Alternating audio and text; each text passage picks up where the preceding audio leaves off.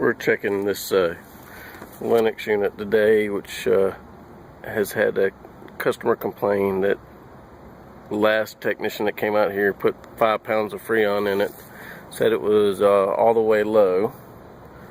So we're looking at about 5¼ pounds of Freon total in the system. So we're gonna just have the power shut on, so the power is now on, and we're gonna turn this unit on and check out the pressures and then do a leak check up in the attic. So what we're looking at here is about 71.5 degrees with no pressure, no power to the compressor. We're about 68 degrees for R22 on both meters there, so that's about right. But it's a little cooler down in the lines themselves are about 66 degrees, so that's about right. So we're not empty, but we don't know how much is in there until we turn the power on.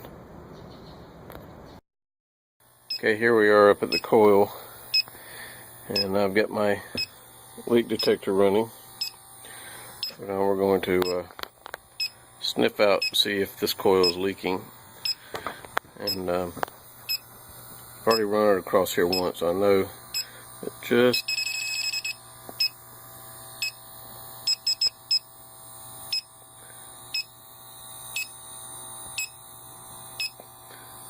back in the back there, you can hear it go off.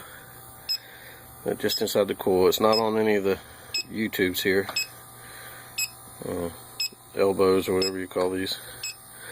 We've already run across that, but there's, as you can hear, it's sniffing.